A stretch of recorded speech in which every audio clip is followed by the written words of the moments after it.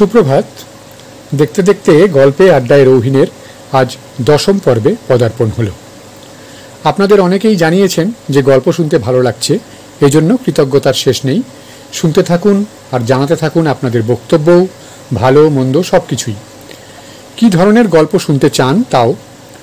আজ এই 10ম পর্বে আপনাদের শোনাব একটি কিশোর কিশোরীদের জন্য লেখা গল্প, সত্যজিৎ রায়ের সদানন্দের ক্ষুদে জগৎ। পাঠে আমি রৌহিন। আজ আমার মনটা বেশ খুশি খুশি, তাই ভাবছি এই বেলা তোমাদের সব ব্যাপারটা বলে ফেলি। আমি জানি তোমরা বিশ্বাস করবে, তোমরা তো আর এদের মতো নও। এরা বিশ্বাস করে না, এরা ভাবে আমার সব কথাই বুঝি মিথ্যে আর বানানো। আমি তাই এদের সঙ্গে কথাই বলি না। এখন দুপুর, তাই এরা কেউ আমার ঘরে নেই, বিকেল হলেই আসবে। এখন আছি কেবল আমি আর আমার বন্ধু লাল বাহাদুর সিং। উফ, কাল কি ভাবনাটাই না ভাবিয়েছিল ও যে আবার ফিরে আসবে তা ভাবতেই পারেনি। ওর ভীষণ বুদ্ধি, তাই ও পালিয়ে বেঁচেছে। আর কেউ হলে এতক্ষণে মরে ভূত হয়ে যেত। এই দেখো, বন্ধুর নামটা বলে দিলাম আর আমার নিজের নামটাই বলা হলো না। আমার নাম শ্রী সদানন্দ চক্রবর্তী। শুনলেই দাড়িওয়ালা বুড়ো বলে মনে হয় না? আসলে আমার বয়স কিন্তু 13। নাম যদি বুড়োটে হয় তা সে আমি কি করব? আমি তো আর নিজের নাম নিজে দিইনি, দিয়েছিলেন আমার ঠাকুমা। অবশ্যই উনি যদি আগে থেকে টের পেতেন যে নামটার জন্য আমার খুব মুশকিল হবে, তাহলে নিশ্চয়ই অন্য নাম দিতেন। উনি তো আর জানতেন না যে সবাই খালি আমার পিছনে লাগবে আর বলবে, এই তোর নাম না সদানন্দ, তবে তুই এমন গোমরা ভূত কেন রে? মুখে হাসি বুঝি তোর কুষ্ঠিতে নেই? সত্যি, এদের যদি একটুও বুদ্ধি থাকে, খালি খ্যাঁক খ্যাঁক করে খ্যাঁকশিয়ালের মতো হাসলেই বুঝি আনন্দ বোঝায়। সব রকম আনন্দে কি আর হাসা যায় না হাসা উচিত? এই যেমন ধরো, তুমি হয়তো কিছু না ভেবে মাটিতে একটা কাঠি পুঁতছ, আর হঠাৎ দেখলে একটা ফড়িং খালি খালি উড়ে এসে কাঠির ডগাতেই বসছে। এটা তো ভীষণ মজার ব্যাপার, কিন্তু তাই বলে তুমি সেটা দেখে যদি হো হো করে হাসো, তাহলে তো লোকে পাগল বলবে। যেমন আমার এক পাগলা দাদু ছিলেন। আমি অবশ্যই তাকে দেখিনি, কিন্তু বাবার কাছে শুনেছি তিনি নাকি কারণ টারণ না থাকলেও হো হো করে হাসতেন। এমনকি শেষে যখন পাগলামি খুব বাড়ার দরুন বাবা, ছোট কাকা, অবিনাশ কাকা এরা সবাই মিলে তাকে শেকল দিয়ে বাঁধছিল, তখনও নাকি তার হাসতে হাসতে পেটে খিল ধরার জোগাড়। আসল কথা কি জানো? আমি যেসব জিনিসে মজা পাই সেসব জিনিস হয়তো বেশিরভাগ লোকের চোখেই পড়ে না। আমার বিছানায় শুয়ে শুয়েই তো কত মজার জিনিস দেখি আমি। মাঝে মাঝে জালনা দিয়ে শিমুলের বিচি ঘরে উড়ে আসে, তাতে লম্বা রোঁয়া থাকে, আর সেটা এদিক ওদিক শূন্যে ভেসে বেড়ায়। সে ভারী মজা। একবার হয়তো তোমার মুখের কাছেই নেমে এলো, আর তুমি ফুঁ দিতেই হুস করে চলে গেল কড়িকাঠের কাছে। আর জানলায় মাথায় যদি একটা কাক এসে বসে, তার দিকে কিছুক্ষণ তাকিয়ে থাকলে তো ঠিক যেন মনে হয় সার্কাসের সং।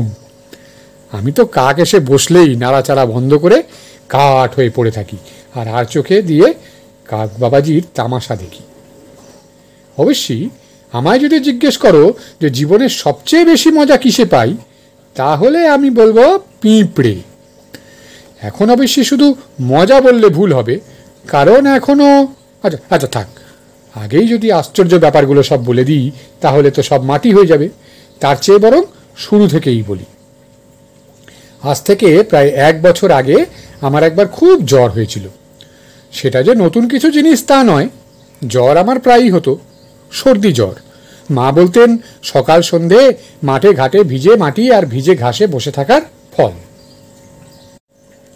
অন্যবারের মতো এবারেও জ্বরের প্রথম দিকটা বেশ ভালোই লাগছিল। কেমন একটা শীত শীত ভাব, গা মোড়ামুড়ি, কুঁড়েমির ভাব। তাছাড়া স্কুল কামাইয়ের মজা তো আছেই। বিছানায় শুয়ে জালনার বাইরে মাদার গাছটার একটা কাঠবিড়ালির খেলা দেখছিলাম। এমন সময় মা এসে খুব একটা তিতো ওষুধ খেতে দিলেন। আমি লক্ষ্মী ছেলের মতো ওষুধটা খেয়ে ঢক ঢক করে গ্লাস থেকে খানিকটা জল খেয়ে বাকি জলটা কুলকুচি করে জানলা দিয়ে ফেলে দিলাম। মা খুশি হয়ে ঘর থেকে চলে গেলেন। তারপর চাদরটা ভালো করে টেনে মুড়ি দিয়ে পাশ বালিশটা জড়িয়ে আরাম করে শুতে যাব, এমন সময় একটা জিনিস চোখে পড়ল। দেখলাম কুলকুচির খানিকটা জল জানলার উপর পড়েছে, আর সেই জলে একটা ছোট্ট কালো পিঁপড়ে ভীষণ হাবুডুবু খাচ্ছে। ব্যাপারটা এমন অদ্ভুত লাগলো যে আমি আরও ভালো করে দেখার জন্য আমার চোখ দুটো পিঁপড়েটার একদম কাছে নিয়ে গেলাম। দেখতে দেখতে হঠাৎ কীরকম জানি মনে হলো পিঁপড়েটা আর পিঁপড়ে নয়, সেটা মানুষ। না, শুধু মানুষ নয়, সেটা যেন ঝন্টুর জামাইবাবু মাছ ধরতে গিয়ে কাদায় পিছলে পুকুরে পড়ে গেছেন, আর ভালো সাঁতার জানেন না বলে খাবি খাচ্ছেন আর হাত পা ছুটছেন। মনে হলো ঝন্টুর জামাইবাবু সত্যিই তো পুকুরে পড়ে গেছিলেন, আর তাকে বাঁচিয়েছিলেন ঝন্টুর বড়দা আর ওদের চাকর নরহরি। যেই না মনে পড়া, অমনি ইচ্ছে হলো আমিও পিঁপড়েটাকে বাঁচাই। জ্বর নিয়েই তড়াক করে বিছানা ছেড়ে উঠে পাশের ঘরে ছুটলাম। সেখানে বাবার রাইটিং প্যাড থেকে খানিকটা ব্লটিং পেপার ছিঁড়ে নিয়ে এক দৌড়ে এসে এক লাফে খাটে উঠে ব্লটিং পেপারের টুকরোটা জলে ঠেকিয়ে দিলাম। ঠেকাতেই চোঁ করে জলটুকু কাগজে উঠে এলো। আর পিঁপড়েটা হঠাৎ নেচে গিয়ে কেমন জানি থতমত খেয়ে দু একবার এদিক ওদিক ঘুরে সোজা নর্দমার ভিতর চলে গেল। সেদিন আর পিঁপড়ে আসেনি। পরের দিন জ্বরটা বাড়ল। দুপুরের দিকে মা কাজ টাজ সেরে ঘরে এসে বললেন, ড্যাব ড্যাব করে জানলার দিকে চেয়ে আছিস কেন? এত জ্বর, ঘুম আসুক বা না আসুক একটু চোখ বুজে চুপ করে পড়ে থাক না। মাকে খুশি করার জন্য চোখ বুঝলাম, কিন্তু মা বেরিয়ে যেতেই আবার চোখ খুলে নর্দমার দিকে দেখতে লাগলাম। বিকেলের দিকে সূর্যি যখন প্রায় মাদার গাছটার পিছনে চলে এসেছে, তখন দেখি একটা পিঁপড়ে নর্দমার ফাঁক দিয়ে উঁকি মারছে। হঠাৎ সেটা সুরুত করে বাইরে এসে জানলায় পাঁচারি আরম্ভ করে দিল। এটাই সেই কালকের নাকানি চোবানি খাওয়া পিঁপড়েটা। আমি বন্ধুর কাজ করেছিলাম সেটা মনে রেখে সাহস করে আবার আমার কাছে এসেছে। আমার আগে থেকেই একটা ফন্দি আঁটা ছিল। ভাড়ার ঘর থেকে লুকিয়ে এক চিমটে চিনি এনে কাগজে মুড়ে আমার বালিশের পাশে রেখে দিয়েছিলাম। তার থেকে একটা বেশ বড় দানা বের করে জানলার উপরে রাখলাম। পিঁপড়েটা হঠাৎ থমকে থেমে গেল।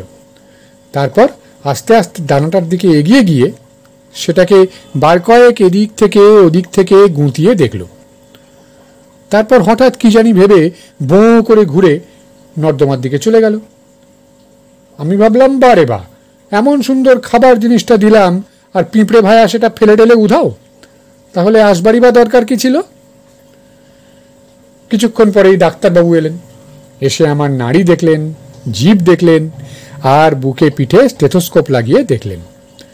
দেখে বললেন, যে তেতো ওষুধটা আরও 2 বার খেতে হবে, আর খেলে নাকি 2 দিনের মধ্যেই জ্বর ছেড়ে যাবে। আমার তো শুনে মনই খারাপ হয়ে গেল। এই জ্বর ছাড়া মানেই স্কুল, আর স্কুল মানেই দুপুরটা মাটি। দুপুরবেলায় যে যত পিঁপড়ে আসে আমার জানলা দিয়ে। যাই হোক, ডাক্তারবাবু ঘর থেকে বেরোনো মাত্র আবার জানলার দিকে চাইতেই আমার মন ভালো হয়ে গেল। এবার একটা নয়, একেবারে সার বাঁধা পিঁপড়ের দল বেরিয়ে আসছে নর্দমা দিয়ে। নিশ্চয়ই সামনের পিঁপড়েটা আমার চেনা পিঁপড়ে, আর নিশ্চয়ই ওই গিয়ে চিনির খবরটা দিয়ে অন্য পিঁপড়েগুলোকে সঙ্গে করে নিয়ে এসেছে। একটুক্ষণ চেয়ে থাকতেই পিঁপড়ের বুদ্ধির নমুনাটা নিজের চোখেই দেখলাম। পিঁপড়েগুলো সবাই একজোটে চিনির দানাটাকে ঠেলতে ঠেলতে নর্দমার দিকে নিয়ে চলল। সে যে কি মজার ব্যাপার তা না দেখলে বোঝা যায় না। আমি মনে মনে ভাবতে লাগলাম, আমি যদি পিঁপড়ে হতাম তাহলে নিশ্চয়ই শুনতাম ওরা বলছে, মারো জোয়ান হেইও, और भी थोड़ा হেইও, চলে ইঞ্জিন হেইও। জ্বর ছাড়ার পর প্রথম কয়েকদিন স্কুলে খুব খারাপ লাগতো। ক্লাসে বসে খালি খালি আমার জানলার কথা মনে হতো। না জানি কত রকম পিঁপড়ে সেখানে আসছে আর যাচ্ছে।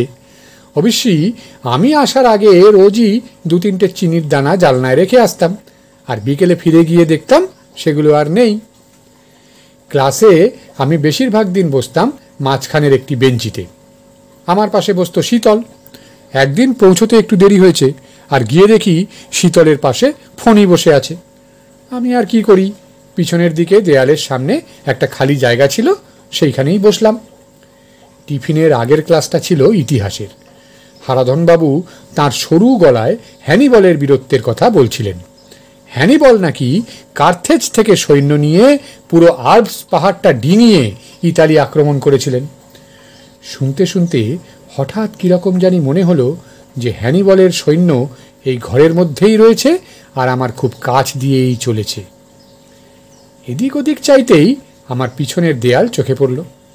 দেখলাম একটা বিরাট লম্বা পিঁপড়ের লাইন দেয়াল বেয়ে নেমে আসছে। ঠিক সৈন্যের মতো সারি সারি অসংখ্য কালো কালো খুদে খুদে পিঁপড়ে একটানা একভাবে চলেছে তো চলেইছে। নিচের দিকে চেয়ে দেখি মেঝের কাছে দেয়ালে একটা ফাটল, আর সেই ফাটল দিয়ে পিঁপড়েগুলো বাইরে বেরিয়ে যাচ্ছে। টিফিনের ঘন্টা পড়তেই দৌড়ে চলে গেলাম বাইরে, আমাদের ক্লাসের পিছন দিকটায়। গিয়ে সেই ফাটলটা খুঁজে বার করলাম। দেখলাম পিঁপড়েগুলো ফাটল দিয়ে বেরিয়ে ঘাসের ফাঁক দিয়ে সোজা চলেছে পেয়ারা গাছটার দিকে। পিঁপড়ের লাইন ধরে গিয়ে পেয়ারা গাছের গুঁড়ির কাছে গেতেই যে জিনিসটা বেরোলো সেটাকে দুর্গ ছাড়া আর কি বলবো। স্পষ্ট দেখলাম একটা দুর্গের মতো উঁচু মাটির ঢিবি, তার তলার দিকে একটা গেট, আর সেই গেট দিয়ে সার বেঁধে পিঁপড়ে ঢুকছে ভিতরে। আমার ভীষণ ইচ্ছে হলো দুর্গের ভিতরটা একটু দেখি। পকেটে আমার পেন্সিলটা ছিল, তার ডগাটা দিয়ে ঢিবির উপরের মাটিটা আস্তে আস্তে একটু একটু করে সরাতে লাগলাম। প্রথমে কিছুই বেরোলো না, তারপর যা দেখলাম তাতে আমি সত্যিই অবাক। দুর্গের ভিতর অসংখ্য ছোট ছোট খুপড়ি, আর সেই খুপড়ির একটা থেকে আরেকটায় যাবার জন্য অসংখ্য কিলবিলে সুড়ঙ্গ। কি আশ্চর্য, কি অদ্ভুত! এই খুদে খুদে হাত পা দিয়ে এরকম ঘর বানালো কি করে এরা? এত বুদ্ধি কি করে হলো এদের? এদেরও কি স্কুল আছে, মাস্টার আছে? এরাও কি লেখাপড়া শেখে, অঙ্ক কষে, ছবি আঁকে, কারিগরি শেখে? তাহলে কি মানুষের সঙ্গে এদের কোনোই তফাৎ নেই, খালি চেহারা ছাড়া? কই বাঘ, ভাল্লুক, হাতি, ঘোড়া এরা তো এরকম নিজেদের বাড়ি তৈরি করতে পারে না, এমনকি ভুলোর মতো পোষা কুকুরও পারে না। অবশ্যই পাখিরা বাসা করে, কিন্তু তাদের বাসাতে আর কটা পাখি থাকতে পারে? এদের মতো দুর্গ বানাতে পারে পাখি, যাতে হাজার হাজার পাখি একসঙ্গে থাকবে? দুর্গের খানিকটা ভেঙে যাওয়াতে পিঁপড়েদের মধ্যে খুব গোলমাল পড়ে গিয়েছিল। আমার খুব কষ্ট হলো। মনে মনে ভাবলাম, এদের যখন ক্ষতি করেছি তখন এবার উল্টে কোনো উপকার করতে হবে, তা না হলে আমাকে এরা শত্রু বলে ভাববে, আর আমি সেটা মোটেই চাই না। আসলে তো আমি ওদের বন্ধু। তাই পরদিন স্কুল যাবার সময় মা আমাকে যে সন্দেশটা খেতে দিয়েছিলেন তার অর্ধেকটা খেয়ে বাকিটা একটা শালপাতায় মুড়ে প্যান্টের পকেটে নিয়ে নিলাম। স্কুলে পৌঁছে ক্লাসের ঘন্টা পড়ার আগেই সেটা পিঁপড়ের ঢিবির পাশে রেখে এলাম। বেচারাদের নিশ্চয়ই খাবার খুঁজতে অনেক দূর যেতে হয়। আজ বাড়ি থেকে বেরিয়েই দেখবে খাবারের পাহাড়।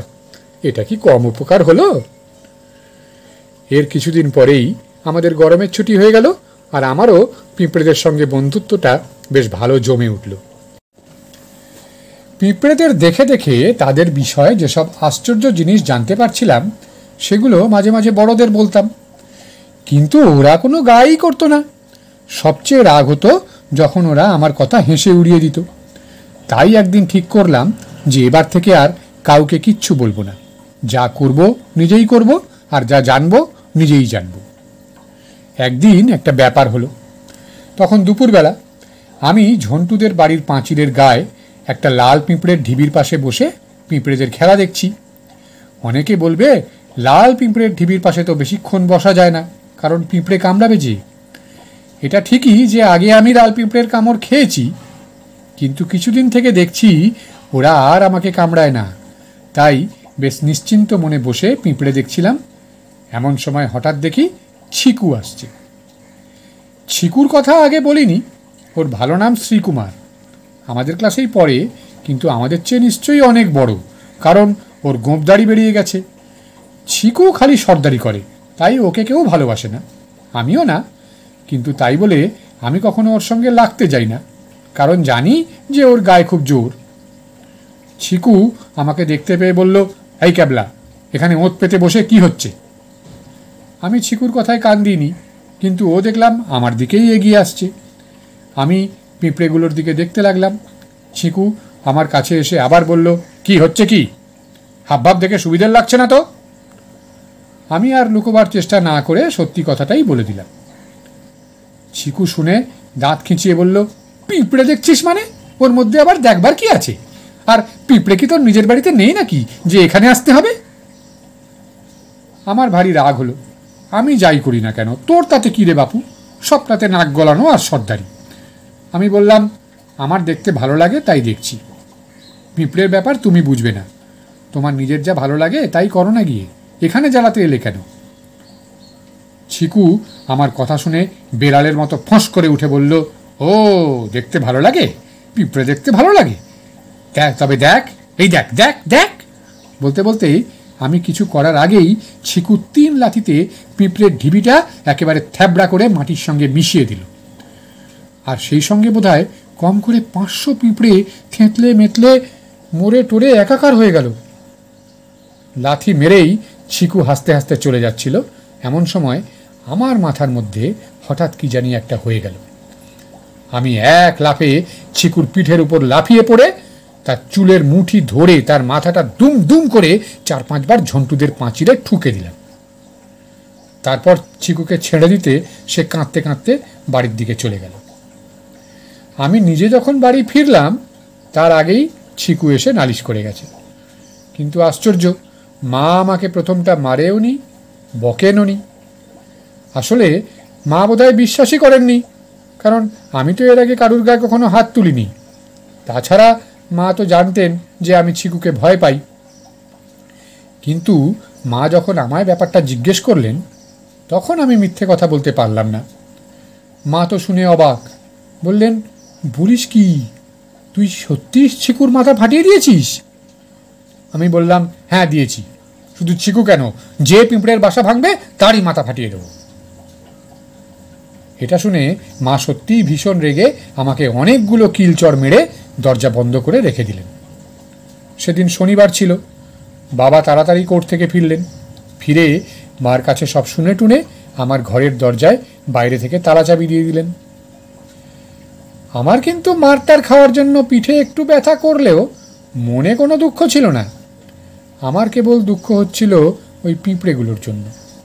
সেবার পরিমল দিদের সাহেবগঞ্জের কাছে 2টো রেলগাড়িতে ভীষণ কলিশন লেগে শুনেছিলাম প্রায় 300 লোক মরে গিয়েছিল। আর আজ চিকুর 3 লাথিতেই এত পিঁপড়ে মরে গেল। কি অন্যায়, কি অন্যায়, কি অন্যায়!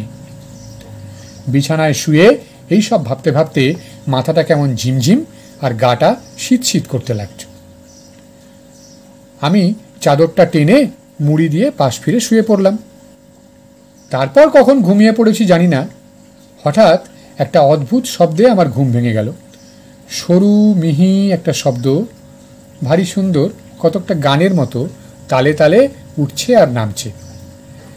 আমি এদিক ওদিক কান পেতেও বুঝতে পারলাম না শব্দটা কোন দিক থেকে আসছে। খুব দূরে কোথাও গান টান হচ্ছে বোধহয়, কিন্তু এরকম গান তো আগে কখনো শুনিনি। এই দেখো, গান শুনতে শুনতে কখন যে এর মধ্যে নর্দমা দিয়ে ইনি এসে হাজির হয়েছেন তা তো টেরই পাইনি। এবার ঠিক চিনলাম, এ তো আমার সেই চেনা পিঁপড়ে যাকে জল থেকে বাঁচিয়েছিলাম। আমার দিকে চেয়ে সামনের 2টো পা মাথায় ঠেকিয়ে নমস্কার করছে। কি নাম দেওয়া যায় এর? কালী, কেষ্ট, কালাচাঁদ? ভেবে দেখতে হবে। বন্ধু অথচ নাম নেই, সে কি করে হয়? আমি আমার হাতের তেলোটা চিৎ করে জানলার উপর রাখলাম। পিঁপড়েটা সামনের পা 2টো মাথা থেকে নামিয়ে আস্তে আস্তে আমার হাতের দিকে এগিয়ে এলো। তারপর আমার কোড়ে আঙুল বেয়ে হাতের উপর উঠে আমার হিজিবিজি মাপের হাতের লাইনগুলোর উপর চলে ফিরে বেড়াতে লাগলো। এমন সময় দরজায় হঠাৎ খুট করে একটা শব্দ হওয়াতে আমি চমকে উঠলাম, আর পিঁপড়েটাও হুড়মুড়িয়ে হাত থেকে নেমে নর্দমার ভিতর চলে গেল। তারপর মা দরজার চাবি খুলে ঘরে এসে আমায় 1 বাটি দুধ খেতে দিলেন, আর আমার চোখ দেখে আর কপালে হাত দিয়ে বুঝতে পারলেন যে জ্বর এসেছে। পরদিন সকালে ডাক্তারবাবু এলেন। মা বললেন, শুধু সারা রাত ছটফট করেছে আর কালি কালি বলেছে। মা বোধহয় ভাবলেন যে আমি ঠাকুরের নাম করছিলাম। মা তো আর আসল ব্যাপারটা জানতেন না। ডাক্তারবাবু যখন আমার পিঠে স্টেথোস্কোপ লাগিয়েছেন তখন আমি আবার কালকের মতো মিহি গলায় গান শুনতে পেলাম, এবার কালকের চেয়ে জোরে, আর সুরটা বোধহয় একটু অন্যরকম। আর ঠিক মনে হলো যেন জানলার দিক থেকেই গানটা আসছে, কিন্তু ডাক্তারবাবু চুপ করে থাকতে বলেছিলেন, তাই আর ঘুরে দেখতে পারলাম না। পরীক্ষা শেষ করে ডাক্তারবাবু উঠে পড়লেন, আর আমিও আর চোখে জানলার দিকে চেয়ে দেখি, ও বাবা, আজ আবার নতুন বন্ধু ডেও পিঁপড়ে। আবার এও দেখি নমস্কার করছে। সব পিঁপড়েই কি তাহলে আমার বন্ধু? আর গানটা কি তাহলে ওই পিঁপড়েটাই করেছে নাকি?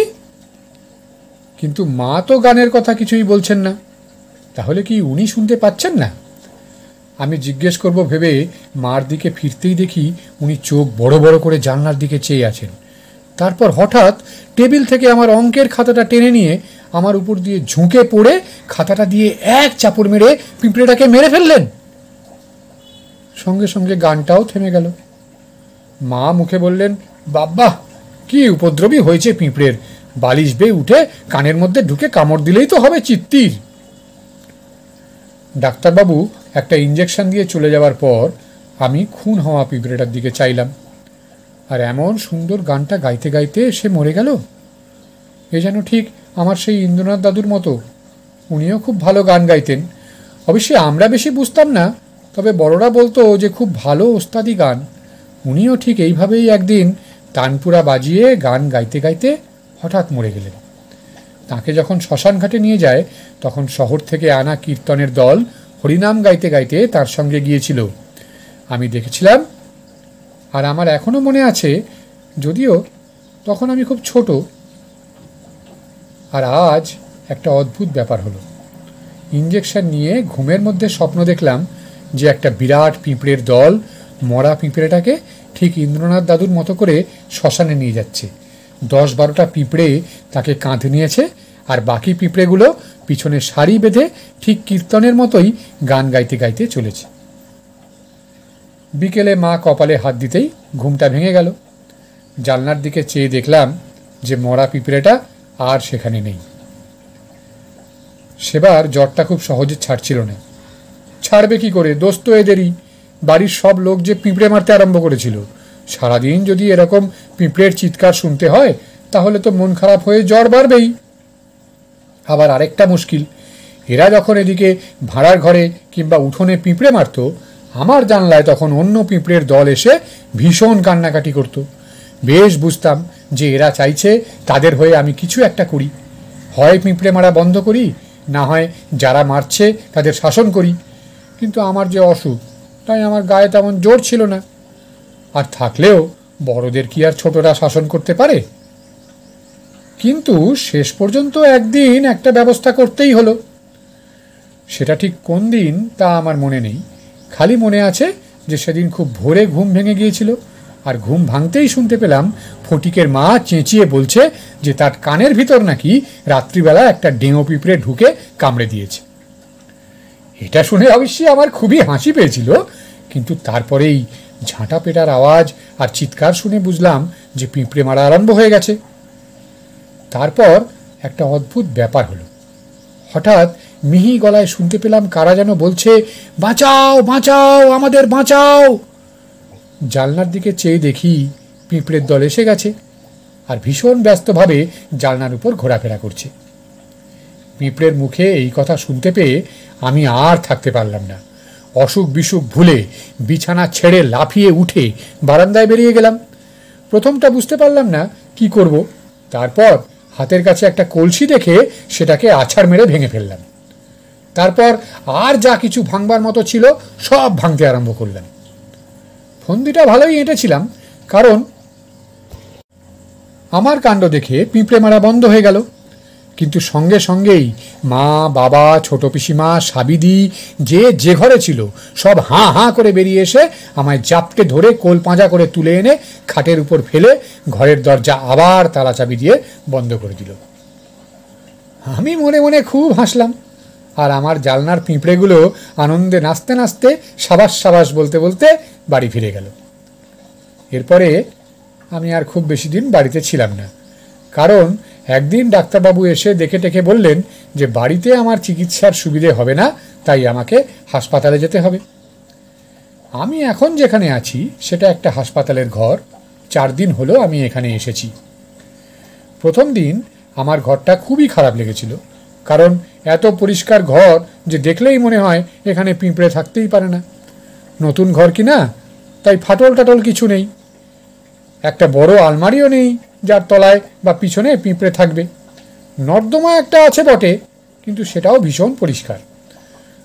আর হ্যাঁ, ঘরে একটা জালনা আছে, আর জালনার ঠিক বাইরেই একটা আম গাছের মাথা, আর তার একটা ডাল জালনার বেশ কাছেই এসে পড়েছে। বুঝলাম পিঁপড়ে যদি থাকে তো ওই ডালেই থাকবে। কিন্তু প্রথম দিন জালনার কাছে যাওয়াই হলো না। কি করে যাব? সারাদিন ধরেই হয় ডাক্তার, না হয় নার্স, না হয় বাড়ির কোনো লোক আমার ঘরের মধ্যে ঘুরঘুর করছে। দ্বিতীয় দিনেও সেই একই ব্যাপার। মন ভীষণ খারাপ হয়ে গেল। একটা ওষুধের বোতল তো ছুঁড়ে ভেঙেই ফেললাম, আর তাতে নতুন ডাক্তারবাবু বেশ চটে গেলেন। এই ডাক্তারবাবু যে বেশি ভালো লোক না, সে তার গোঁফ আর চশমাটা দেখলেই বুঝতে পারা যায়। 3 দিনের দিন একটা ব্যাপার হলো। তখন ঘরে আর কেউ ছিল না, খালি একজন নার্স কোনার চেয়ারে বসে একটা বই পড়ছিল। আমি চুপচাপ শুয়ে কি যে করব তা ভেবেই পাচ্ছিলাম না। এমন সময় একটা আওয়াজ পেয়ে নার্সের দিকে চেয়ে দেখি ওর হাত থেকে বইটা খুলে পড়ে গেছে আর ও ঘুমিয়ে পড়েছে। আমি তাই না দেখে আস্তে আস্তে বিছানা ছেড়ে উঠে পা টিপে টিপে জালনার দিকে এগোলাম। তারপর জালনার নিচের দিকের খড়খড়িতে পা দিয়ে উঠে খানিকটা উঁচু হয়ে শরীরটা যতখানি পারি জালনা দিয়ে বার করে হাত বাড়িয়ে আম গাছের ডালটা ধরে টানতে লাগলাম। এমন সময় আমার ডান পাটা খড়খড়ি থেকে হড়কে গিয়ে খট করে একটা আওয়াজ হলো, আর সেই আওয়াজটা শুনেই নার্সটার ঘুম ভেঙে গেল। আর যায় কোথা, একটা বিকট চিৎকার দিয়ে নার্সটা ছুটে এসে আমায় জড়িয়ে ধরে টেনে হিঁচড়ে বিছানায় নিয়ে ফেলল। আর সেই সঙ্গে আরো অন্য লোকও এসে পড়ল, তাই আমিও আর কিচ্ছু করতে পারলাম না। ডাক্তারবাবু চটপট আমাকে একটা ইঞ্জেকশন দিয়ে দিলেন। আমি ওদের কথাবার্তা থেকে বুঝলাম যে ওরা ভেবেছিল আমি বুঝি জালনা দিয়ে লাফিয়ে পড়তে গিয়েছিলাম। কি বোকা ওরা! অত উঁচু থেকে লাফিয়ে পড়লে মানুষ তো হাত পা ভেঙে মরেই যাবে। ডাক্তারবাবু চলে গেলে পর আমার ঘুম পেতে লাগলো, আর বাড়ির জালনাটার কথা মনে করে ভীষণ খারাপ লাগতে লাগলো। কবে যে আবার বাড়ি ফিরে যাব কে জানে। ভাবতে ভাবতে প্রায় ঘুমিয়ে পড়েছি। এমন সময় মিহি গলায় শুনলাম, সিপাহী হাজির হুজুর, সিপাহী হাজির। চোখ খুলে দেখি আমার খাটের পাশের টেবিলে সাদা চাদরে ওষুধের বোতলটার ঠিক পাশে বুক ফুলিয়ে দাঁড়িয়ে আছে দুটো লাল কাঠ পিঁপড়ে। নিশ্চয়ই গাছ থেকেই আমার হাতে উঠে এসেছিল ওরা, আর আমি সেটা টেরই পাইনি। আমি বললাম, সেপাই? জবাব এলো, হ্যাঁ হুজুর। বললাম, কি নাম তোমাদের? একজন বলল, লাল বাহাদুর সিং। আরেকজন বলল, লালচাঁদ পড়ে। আমি তো মহা খুশি, কিন্তু তাও ওদের দুজনকে সাবধান করে দিলাম যে ওরা যেন বাইরের লোক এলে একটু লুকিয়ে টুকিয়ে থাকে, তা না হলে মারা পড়তে পারে। লালচাঁদ আর লাল বাহাদুর মস্ত সেলাম ঠুকে বলল, বহুত আচ্ছা হুজুর। তারপর ওরা দুজন মিলে একটা চমৎকার গান আরম্ভ করে দিল, আর আমিও সেই গানটা শুনতে শুনতে ঘুমিয়ে পড়লাম। এবারে তাড়াতাড়ি কালকের ঘটনাটা বলে নিই, কারণ ঘড়িতে ঢং ঢং করে 5টা বাজলো, ডাক্তারবাবুর আসার সময় হয়ে গেছে। কাল হয়েছে কি, বিকেলের দিকে শুয়ে শুয়ে লাল বাহাদুর আর লালচাঁদের কুস্তি দেখছি। আমি বিছানায় আর ওরা টেবিলে। দুপুরবেলা আমার ঘুমোবার কথা, কিন্তু কাল ওষুধ খেয়ে আর ইঞ্জেকশন নিয়েও ঘুম আসেনি। কিংবা এও বলতে পারি যে ঘুম আমি ইচ্ছে করে আনিনি। দুপুরবেলা ঘুমোলে আর আমার পিঁপড়ে বন্ধুদের সঙ্গে খেলা করব কখন? কুস্তি খুব জোর চলছিল, কে যে জিতবে তা বোঝা যাচ্ছিল না। এমন সময় হঠাৎ খটখট করে জুতোর আওয়াজ পেলাম। এই রে, ডাক্তারবাবু আসছেন। আমি বন্ধুদের দিকে ইশারা করতেই লাল বাহাদুর চট করে টেবিলের নিচে চলে গেল। কিন্তু লালচাঁদ বেচারা কুস্তি করতে করতে চিত হয়ে পড়ে হাত পা ছুঁড়ছিল, তাই সে আর অত তাড়াতাড়ি পালাতে পারল না, আর তার জন্যই একটা বিশ্রী কাণ্ড হয়ে গেল। ডাক্তারবাবু এসে টেবিলের উপর লালচাঁদকে দেখেই ইংরেজিতে কি একটা রাগী কথা বলে হাত দিয়ে একটা ঝাপটা দিয়ে ওকে টেবিল থেকে মাটিতে ফেলে দিলেন। লালচাঁদ যে ভীষণ জখম হলো সে আমি ওর চিৎকার শুনেই বুঝতে পারলাম, কিন্তু আমি আর কি করব। ডাক্তারবাবু ততক্ষণে নাড়ি দেখবেন বলে আমার হাত ধরে নিয়েছেন। একবার হাত ঠেলে উঠতে চেষ্টা করলাম, কিন্তু তাই দেখে আবার নার্স অন্য দিক থেকে এসে আমায় চেপে ধরল। পরীক্ষা শেষ হলে ডাক্তারবাবু রোজকার মতো আজও গোমড়া মুখ করে গোঁফের পাশটা চুলকাতে চুলকাতে দরজার দিকে ফিরেছেন। এমন সময় হঠাৎ কি কারণে যেন তিড়িং করে লাফিয়ে উঠে মুখ দিয়ে ৩-৪ রকমের বাংলা ইংরেজি মেশানো বিশ্রী শব্দ করলেন, ই উ আউচ। তারপর সে এক কাণ্ড, স্টেথোস্কোপ ছিটকে গেল, চশমা পরে ভেঙে গেল, কোট খুলতে গিয়ে বোতাম ছিঁড়ল, টাই খুলতে গিয়ে গলায় ফাঁস লেগে বিষম লাগলো, শেষকালে শার্ট খোলায় গেঞ্জির ফুটো অব্দি বেরিয়ে পড়ল। তবু ডাক্তারবাবুর লাফানি আর চেঁচানি থামল না। আমি তো অবাক। নার্স বলল, কি হয়েছে স্যার? ডাক্তার লাফাতে লাফাতে বললেন, অ্যান্ট, রেড অ্যান্ট, আস্তিন বে, উ উ। বাবা, আমি কি আর বুঝতে পারিনি? এখন বোঝো ঠেলা। আস্তিন বে উঠেছে লাল বাহাদুর সিং বন্ধুর হয়ে প্রতিশোধ নিতে। তখন যদি এরা আমায় দেখতো তাহলে আর বলতো না যে সদানন্দ হাসতে জানে না।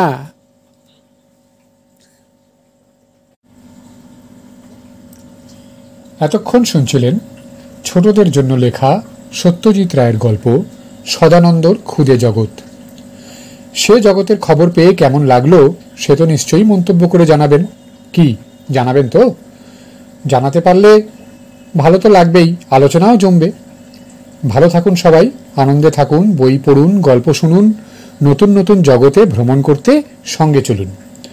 আজ এই পর্যন্তই, আবার দেখা হচ্ছে খুব শিগগিরই। আসি তাহলে।